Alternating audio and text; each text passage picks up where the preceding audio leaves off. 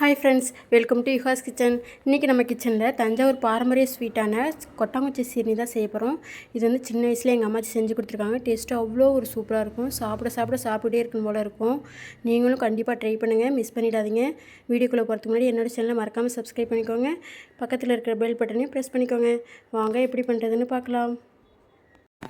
கொட்டாங்குச்சி சீனி செய்கிறதுக்கு அரிசியையும் உளுந்தையும் ஊற வச்சுக்கலாம். 2 கிளாஸ் அளவுக்கு பச்சரிசி எடுத்துக்கலாம். அடுத்து அதே கிளாஸில் 3/4 கிளாஸ் அளவுக்கு வெள்ளை உளுந்து எடுத்துக்கலாம். இப்போ ரெண்டையும் 4 to 5 டைம் நல்லா கழுவிட்டு ஊற வச்சிடலாம் அரை மணி நேரத்துக்கு.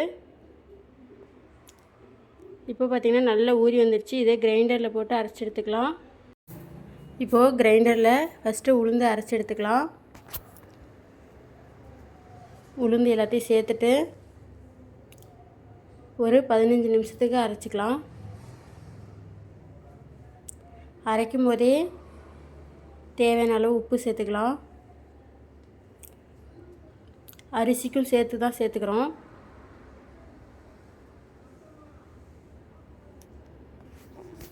நல்லா கொஞ்சம் கொஞ்சமாக தண்ணி சேர்த்து அரைச்சிக்கலாம். ரொம்ப தண்ணியாக இருந்துச்சுன்னா வலிக்க கொஞ்சம் கஷ்டமாக இருக்கும். அப்புறமா நம்ம தண்ணி வேணும்னா சேர்த்து கலக்கிக்கலாம் மாவில்.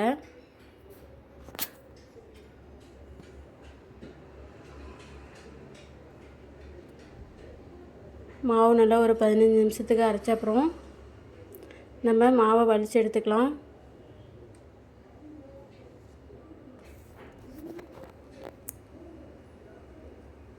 ஃபுல்லாக வலித்து எடுத்துடலாம். உளுந்த மாவு எல்லாத்தையும் வலித்து எடுத்த அப்புறம் இது கூடவே அரிசியும் சேர்த்து அரைச்சிக்கலாம்.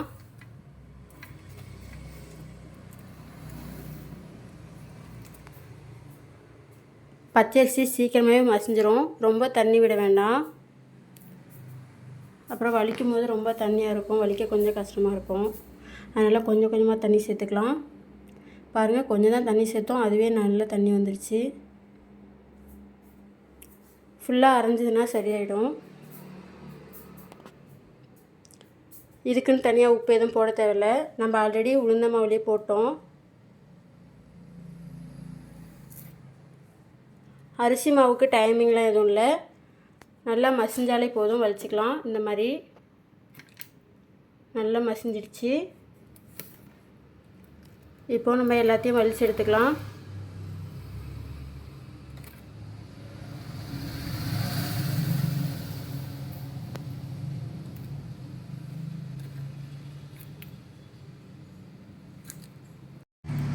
மாவு எல்லாத்தையும் வலித்து எடுத்தாச்சு.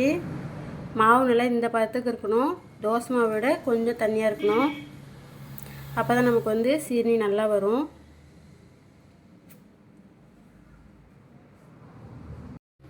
அடுத்து பாகு காய்ச்சிக்கலாம். அதுக்கு 1/4 கிலோ வெல்லம் இடித்து வச்சுருக்கேன்.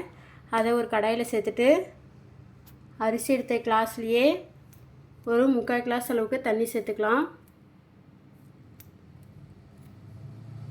நான் சொன்ன மெஷர்மெண்ட்டுக்கு 1/4 கிலோ வெல்லம் கரெக்டாக இருக்கும்.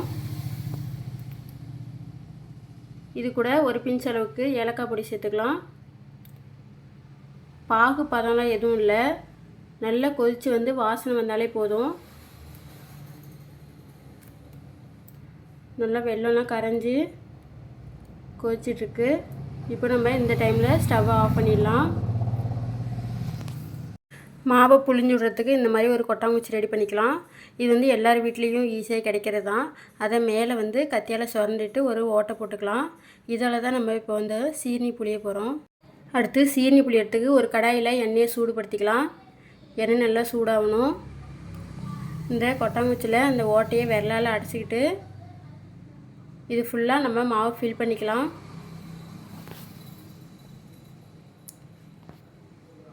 ஃபில் பண்ணிவிட்டு அந்த எண்ணெய் கடாயில் புழிஞ்சு விட்டுடலாம். விரலை எடுத்துட்டு புழிஞ்சிட்டு திரும்ப விரலால் க்ளோஸ் பண்ணிவிட்டு தான் வெளியே எடுக்கணும், இல்லாட்டி எண்ணெய் மேலே தெரிச்சிரும். இப்போ ஒரு சைடு வந்ததும் இன்னொரு சைடு பரட்டி போட்டு எடுத்துடலாம். ரொம்ப செவக்கலாம் வேண்டாம், வெந்தாலே போதும். வெள்ளை கலர்லேயே தான் இருக்கணும்.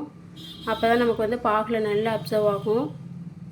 இதை இப்போ வெளியே எடுத்துகிட்டு ஒரு நிமிஷம் அப்படியே விட்டுடலாம்.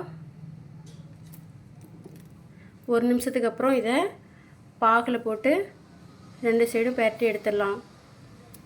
ரொம்ப சாஃப்டாக இருக்கும், அவ்வளோ ஜூஸியாக இருக்கும். சாப்பிட்டுட்டே இருக்கலாம். உங்களுக்கு இந்த வீடியோ பிடிச்சினா லைக் பண்ணுங்கள், உங்கள் ஃப்ரெண்ட்ஸ் அண்ட் ஃபேமிலிக்கு ஷேர் பண்ணுங்கள்.